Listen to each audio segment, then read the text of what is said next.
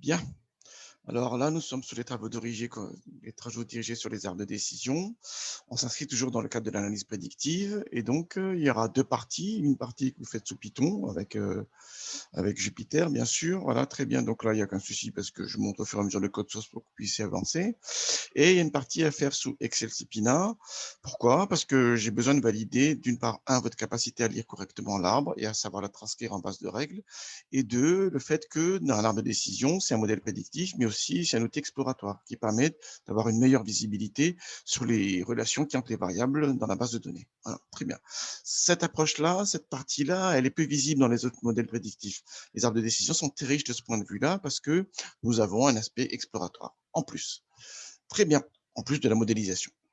Alors, très rapidement, je reviens sur les schémas de notre travail, qui est le même, qui est immuable cette année pour nous en tous les cas, c'est qu'on est bien dans un schéma prédictif et on a une base de données. Alors la base de données a été scindée en deux au hasard, c'est moi qui le fais en amont toujours pour l'instant. Voilà, cette base-là, c'est une table de données en fait où on a une série de variables, voilà, et il y a deux catégories de variables. On a des observations en ligne, il y a deux catégories de variables. Il y a les variables prédictives qui servent à modéliser et la variable cible, c'est ce qu'on cherche à prédire justement. Cette variable cible-là, elle est catégorielle toujours. Elle est souvent en deux modalités, mais on peut avoir plus de deux modalités, il n'y a aucune limitation là-dessus. Très bien. Là, on a une série d'observations sur l'échantillon d'apprentissage et on a la même structure sur l'échantillon test qui est là, où on a exactement les mêmes colonnes, mais des observations différentes cette fois-ci. Donc la base, elle est scindée en deux, voilà. Pour nous, pour l'instant, c'est moi qui le scinde en deux pour qu'on soit sûr d'avoir exactement les mêmes résultats. Très bien. Alors, sur la base d'apprentissage, l'objectif, c'est de modéliser, justement. C'est de modéliser, de créer le modèle prédictif. On avait vu le modèle multinomial. On verra plus tard dans les discriminantes. Ce qu'on va voir aujourd'hui, c'est les arbres de décision. Donc, il y a deux étapes, typiquement. Un, c'est la construction de l'arbre, voilà, à partir de la base d'apprentissage ici. Voilà. Donc là, je montre un exemple d'arbre de décision. C'est l'exemple que je vais montrer tout à l'heure. Voilà.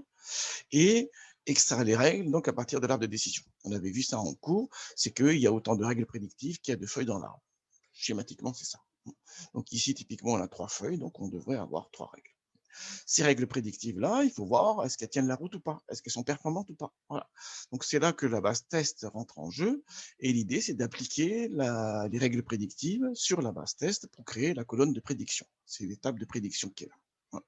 Donc, du coup, sur la base test, nous avons bien la variable cible, toujours, voilà. Et maintenant, on a une variable supplémentaire qui est la prédiction du modèle, la prédiction de l'arbre de décision ici en l'occurrence. Pour savoir si les prédictions sont correctes ou pas, il suffit de comparer ces deux colonnes-là.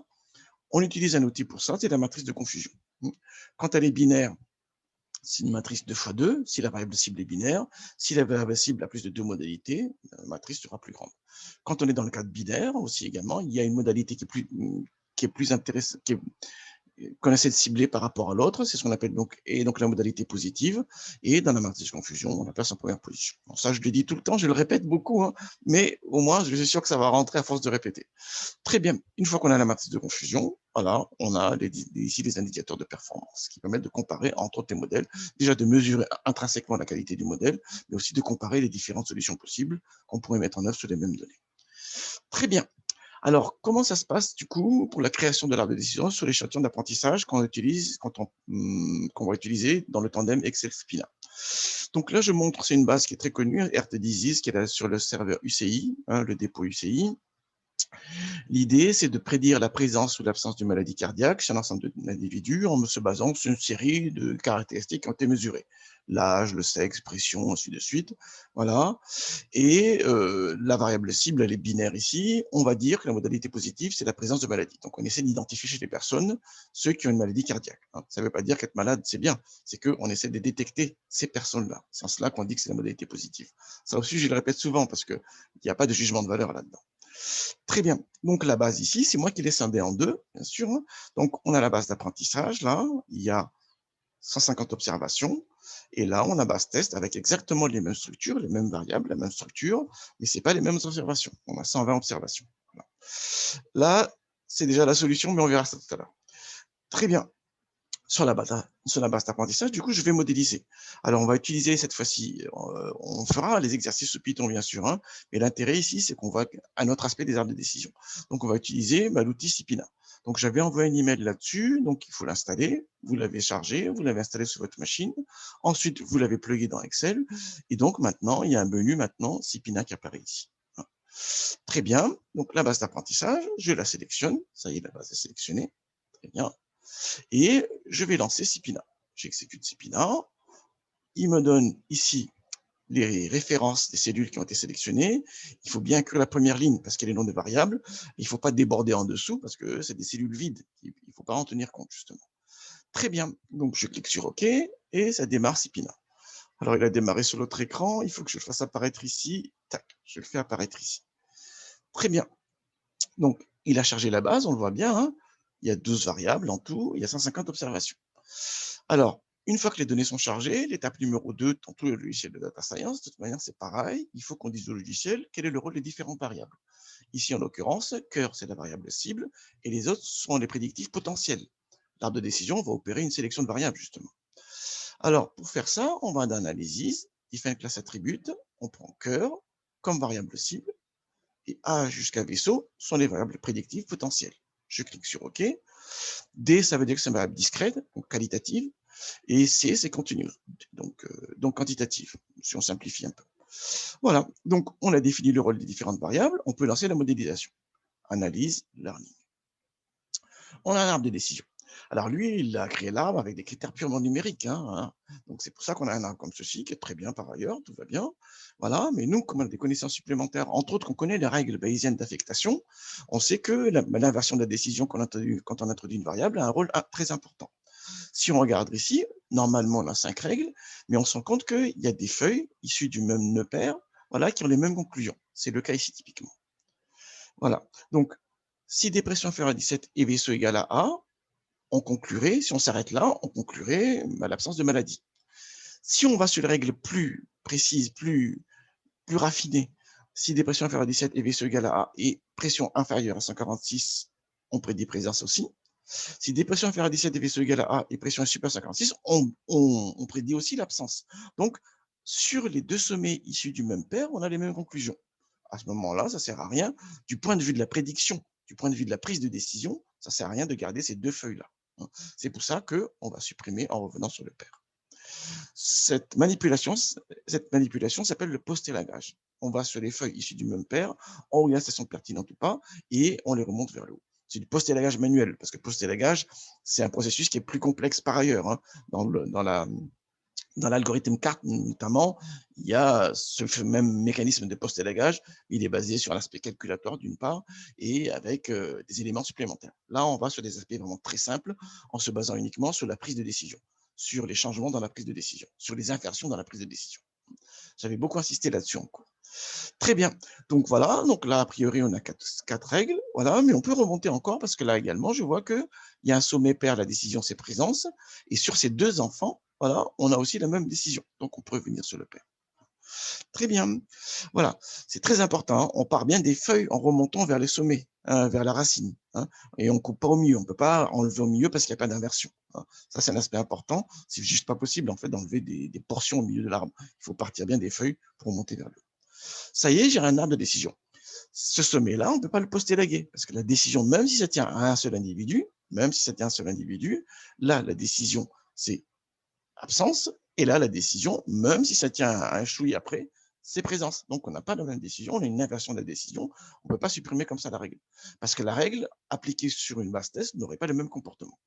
Alors que là, entre l'arbre à 5 règles et l'arbre à 3 règles ici, sur l'échantillon test, on aurait eu exactement le même comportement.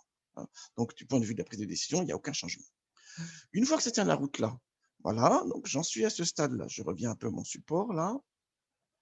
J'en suis là. Ça y est, j'ai l'arbre de décision, j'extrais les règles. Il y a 3 feuilles, donc j'ai 3 règles.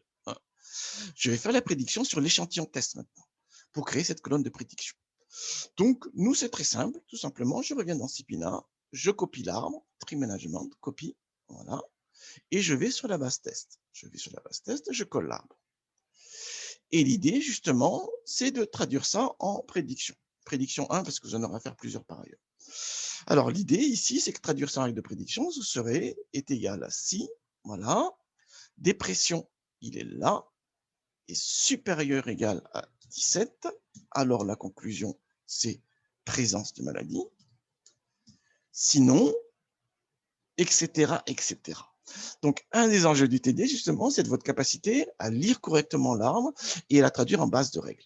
C'est pas si évident que ça. Hein. On a des si imbriqués, soit des si avec des et, soit des si imbriqués. Mais il faut le faire correctement. Alors moi, je passe directement, mais c'est à vous de le faire en TD tout à l'heure, justement ça. Moi, je passe directement sur la solution qui est là. Ça y est, j'ai la prédiction qui est là, j'ai les deux colonnes, donc je suis bien à ce stade-là. Je suis bien à ce stade-là, j'ai la cible et j'ai la prédiction. Qu'est-ce qu'il reste à faire alors? Il reste à calculer la matrice de confusion. Hop là, insertion, voilà, tableau croisé dynamique. Je crée la matrice de confusion, je la mets ici. OK. Et je vais croiser cœur et prédiction. Je remets cœur et je tableau de comptage. Très bien. On sait ce que c'est qu'une matrice de confusion maintenant. On s'est suffisamment exercé là-dessus. On sait également que par convention, on met les positifs en première position et les négatifs en deuxième position, voilà, pour avoir le calcul des ratios. Ici, en l'occurrence, présence et la modalité positive, donc on n'est pas dans la position qu'on a dans le cours. Donc, pour être conforme au cours, on va changer de place, tout simplement, les positions. Voilà, ici également, présence. Voilà. Là, on a une présentation qui est conforme au cours. Donc, on va calculer différents indicateurs maintenant. Ah, on va le refaire, ça. Je peux vous dire qu'on va le faire à plusieurs reprises, mais c'est très important que vous maîtrisiez ça. Si vous ne maîtrisez pas ça, ça veut dire qu'on n'a rien fait ensemble cette année. Alors, taux d'erreur, c'est le nombre de mauvaises prédictions divisé par l'effectif total de l'échantillon test. Donc, c'est 17 plus 14 divisé par 120. Le rappel, c'est la proportion des présences qui ont été retrouvées. Il y en a 42 de vrais positifs divisé par 56 observés. Et la précision est égale à la proportion de vrais positifs parmi les prédictions positives. Il y a 59 prédictions positives ici. 42 divisé par 59. Et voilà, on passe en pourcentage. Très bien. Jusque-là, tout va bien. Jusque-là, on serait dans un cadre, un schéma type de construction de modélisation, ainsi de suite. C'est ce que vous ferez typiquement, par exemple, avec l'analyse discriminante la prochaine fois. Il est où l'enjeu avec les arbres de décision? Avec les arbres de décision, on a la possibilité d'explorer plus en détail les résultats. Je reviens sur mon arbre ici. Si je regarde ça typiquement, donc je me dis que pour prédire la présence ou l'absence de maladie cardiaque, il y a besoin de deux variables, cœur et puis dépression. Est-ce à dire que les autres variables ne servent à rien? Ben, la réponse est non en réalité. Parmi les variables qui n'ont pas été prises par le modèle, il y a deux catégories. Celles qui servent à rien effectivement, qui n'ont rien à voir avec qui n'ont rien à faire avec la variable cible, celles-là, on peut les enlever. En revanche, il y a des variables qui sont masquées par celles qui ont été sélectionnées. Et ces variables-là, vous ne pouvez pas passer à côté. Donc, c'est là qu'on passe sur la partie exploratoire. Il y a deux parties exploratoires. C'est la construction de l'arbre interactive, qu'on verra plus loin. Et deux, c'est l'exploration des feuilles, pour voir la situation des autres variables. C'est ce que je fais ici. Alors, si je prends par exemple ce sommet-là, ces personnes-là sont des personnes qui ont une dépression supérieure à 17. Et majoritairement, ils ont la présence de maladies. Qu'est-ce qui se passe au niveau de l'âge? Et qu'est-ce qui se passe au niveau du sexe? Est-ce que c'est plus des personnes masculines ou féminines? Est-ce que c'est des personnes plus âgées ou moins âgées que les autres? On ne le sait pas à ce stade-là. Et donc, cette fonctionnalité-là, elle est présente dans les logiciels commerciaux, mais jamais dans les logiciels libres.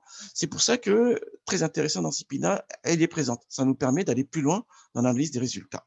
Comment ça se passe? Je clique ici, je vais dans Notes d'information. Alors, c'est décrit dans un tutoriel, tout ça. Hein. Je fais ici à droite et je vais dans Caractérisation. Excusez-moi. Très rapidement, qu'est-ce qui se passe? Ici, j'ai deux moyennes calculées. Ici, la moyenne de dépression, c'est 10 dans l'ensemble de l'échantillon d'apprentissage. Chez les personnes qui ont une dépression supérieure à 17, voilà, la dépression est 25 en moyenne. Et là, c'est la valeur test. Alors, c'est une sorte de test student de comparaison de moyenne, mais c'est pas un vrai test student parce que les échantillons ne sont pas indépendants, ils sont imbriqués ici. Hein. Voilà, c'est la notion de valeur test qui est décrite dans le livre de Lebar, Morino et Piron, qui est utilisée typiquement quand on veut commenter les résultats d'un clustering, hein, d'une classification automatique. Voilà, c'est utilisé également dans les analyses factorielles. On trouve par exemple dans des packages comme Factominer pour essayer de voir les résultats qui sont fournis par l'analyse factorielle, pour essayer de mieux voir les résultats de l'analyse factorielle. Très bien. Donc, ça suit à peu près une loi normale, très approximativement. Ce qui est important, c'est les décrochages de valeurs. Ce n'est pas tellement les valeurs seuil, on pourrait les comparer entre 2 et plus 2, enfin moins 2 et plus 2. Voilà, est-ce que c'est supérieur à 2 en valeur absolue, c'est significatif. Mais ce qui est très important, c'est les décrochages de valeurs en réalité, pas tellement les valeurs seuil. Très bien. Alors ici, la valeur test, elle est de 9,96. Donc, il est en train de me dire qu'il y a un gap qui est vraiment très important. Et là, typiquement, c'était évident, puisque c'est la règle même qui définit ce groupe-là. On dit que les personnes qui sont là ont une dépression supérieure à 17. Donc, effectivement, ils ont une dépression moyenne supérieure aux autres. Donc, le résultat était très évident. Si on prend le cas de pic, il n'apparaît pas dans l'arbre de décision. Donc, on serait tenté de dire que pic ne sert à rien. Si on essaie de commenter ce sommet-là, voilà, qu'est-ce qui se passe? Dans l'ensemble des échantillons ici d'apprentissage, la moyenne de pic, c'est 1,56. Et la moyenne de pic dans ce groupe d'individus-là, il est de 2,04. Et le pic est significativement plus grand chez ces personnes-là. Ça, on le voyait nulle part dans l'arbre de décision. Si on se contente d'une sortie purement et donc non interactive de l'arbre de décision, on n'a pas accès à ces informations-là, qui sont très importantes dans les commentaires des résultats. Donc là, ici, on voit que ces personnes-là ont un pic supérieur aux autres. Voilà. Et si je regarde bien aussi, ici en bas, ils ont un Thomas qui est significativement plus bas que les autres. 149 globalement, 135 dans ce groupe-là. Voilà, ainsi de suite. Donc, ça permet d'enrichir donc les commentaires des résultats. Donc, quand c'est des variables quantitatives, c'est des moyennes qu'on compare. Quand c'est des qualitatifs, c'est des proportions qu'on compare. C'est ce qui se passe dans cette partie-là. Alors, je prends la partie qui est la plus facile, plus immédiate à comprendre, si je prends la variable sexe. Qu'est-ce qu'il me dit? Si je prends la variable sexe, il me dit, globalement, dans l'échantillon, il y a donc ici 63% des personnes qui sont des hommes et 37% des personnes sont des femmes. Très bien. Dans ce groupe d'individus-là, on a 80% des personnes qui sont des hommes, dans ce groupe où dépression supérieure à 17, on a 80% des personnes qui sont des hommes et 20% qui sont des femmes. Et la valeur test qui est là, qui est basée sur une comparaison de proportions cette fois-ci, me dit que les hommes sont surreprésentés dans ce groupe-là. Ça également, ça apparaissait nulle part ici. Ça apparaissait nulle part, et du coup, on serait tenté de dire qu'en fait, ça n'a aucun rôle, le sexe, pour discriminer les groupes. En réalité, si, il était très important également. On le voit ici. Alors ici, les recall, c'est la proportion des personnes qui se retrouvent dans ce groupe. Il y a 35% des personnes qui se retrouvent dans ce groupe. Voilà. Il y a ici 95 personnes qui sont des hommes en tout, et 33 sont de ce groupe-là. Donc, ici, 33 divisé par 95 me donne ce 35%. Donc, c'est deux probabilités différentes. Le 80%, c'est une probabilité, c'est une forme de probabilité conditionnelle, et le 35%, c'est une autre forme de probabilité conditionnelle. Très bien. Donc, ça, c'est le deuxième exercice que vous ferez. Vous allez commenter chacune des feuilles qui sont là pour essayer de voir est-ce qu'il y a des valeurs et donc des variables qui prennent des valeurs significativement élevées ou plus faibles en moyenne. Voilà, ça c'est quand c'est quantitatif. Et quand c'est qualitatif, est-ce qu'il y a des modalités qui sont surreprésentées ou sous-représentées? Très bien. Dernier exercice maintenant. On sait que l'arbre de décision, voilà, c'est la construction interactive. On sait que l'arbre de décision construit l'algorithme construit l'arbre en effectuant des sélections de variables sur chacun des sommets. Ça apparaît où ça? Dans les logiciels commerciaux, on peut les trouver. Dans R, si on travaille sur R particulièrement, on peut inspecter les sommets. Mais les sorties sont quand même un peu rébarbatives. Voilà. Dans les logiciels commerciaux, on peut aller sur les sommets et inspecter de manière interactive ce qui se passe sur les sommets. Donc, si je vais ici typiquement, je fais clic droit, je vais sur note d'information. Donc, on avait vu ici donc, la caractérisation dans l'exercice d'avant. Il y a un autre aspect important, c'est l'importance des descripteurs. Il a pris dépression, ça on avait vu en cours, j'avais expliqué ça en détail. Il avait pris dépression parce que c'est la meilleure variable, au sens du critère statistique. Là, c'est un test prof qui est utilisé. Ça peut être aussi une entropie de Shannon ou un gain ratio, ça peut être aussi l'indice de Gini qui est utilisé. Mais quoi qu'il en soit, c'est l'indice statistique qui montre donc le degré de liaison entre la variable cible et la variable explicative qui est utilisée pour segmenter. Très bien. Donc, on voit ici qu'il a construit, en fait, il a calculé donc la valeur, la pertinence de chaque variable. Et une fois qu'il a construit la pertinence de chaque variable, qu'est-ce qu'il a fait? Il a pris la meilleure, il a segmenté. C'est ce qu'on voit ici. Alors, on voit ici qu'il a pris dépression. Mais on voit que l'angine n'est pas si loin que ça en réalité. S'il avait pris angine, on aurait eu cette segmentation-là. S'il avait pris pic, on aurait eu cette segmentation-là. Le gros intérêt des arbres de décision, c'est qu'on peut nous-mêmes piloter la construction de l'arbre en se basant d'une part sur les résultats numériques, c'est ce qu'on voit là, et en s'aidant d'un autre côté de l'expertise du domaine, qui ne sont pas inclus dans les données. Elles ne sont pas inscrites dans les données, l'expertise du domaine. Mais c'est des connaissances qui permettent de mieux traiter l'information et de mieux guider l'apprentissage, de mieux guider la modélisation. Dans l'exemple qui est là, typiquement, qu'est-ce qui se passe? Je me dis, finalement, admettons que je suis expert de maladie cardiaque, je me dis que dépression, c'est compliqué à mesurer, je vais essayer de voir si Engine, c'est pas plus intéressant de l'introduire. Donc, je supprime le rôle de dépression et je vais sur Engine et je double-clique sur Engine. Il va cliquer. Voilà. Et ensuite, je me dis là, voilà, je peux dire, je prends là cette fois-ci, ainsi de suite. Donc, l'idée de la construction interactive, c'est que on cède d'une part des indicateurs numériques qui sont très importants, hein. Ça reste du calcul statistique. Le machine learning est basé sur du calcul statistique. On n'en sort pas de ça. Mais il n'en reste pas moins qu'avec l'arbre de décision, on peut insérer un élément supplémentaire pour mieux guider l'apprentissage, c'est utiliser les connaissances du domaine. Voilà. Et donc, dans la construction interactive, on crée l'arbre comme ceci, voilà, en cédant aussi du tableau des valeurs numériques. Vous n'allez pas prendre des variables qui servent à rien, bien sûr. Voilà.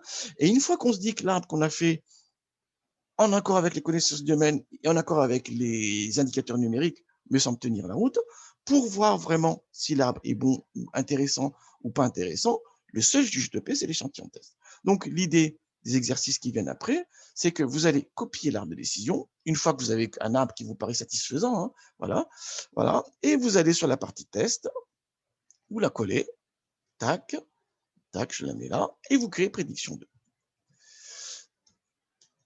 Avec si de nouveau, et vous lisez l'arbre. Si Engine ici, Engine il est où là? Il est par là, il est là. Engine est égal à oui, alors c'est à présence de maladie, ainsi de suite, ainsi de suite. Ainsi de suite, ainsi de suite. Alors, faites pas des arbres trop grands, faites des arbres très raisonnables quand même, parce que c'est tentant de faire un arbre très pur. Déjà, on sait qu'un arbre très pur sur l'échantillon d'apprentissage n'est pas forcément meilleur sur l'échantillon test. Ça, c'est un premier élément important. L'autre élément important également, c'est que si vous faites un arbre très pur, bah, allez traduire ça en règle si derrière. Si vous êtes masochiste, c'est votre problème. Mais non, essayons quand même de raison garder. Très bien. Allez, je m'arrête là et je diffuse du coup le sujet de TD. Arrêt de l'enregistrement.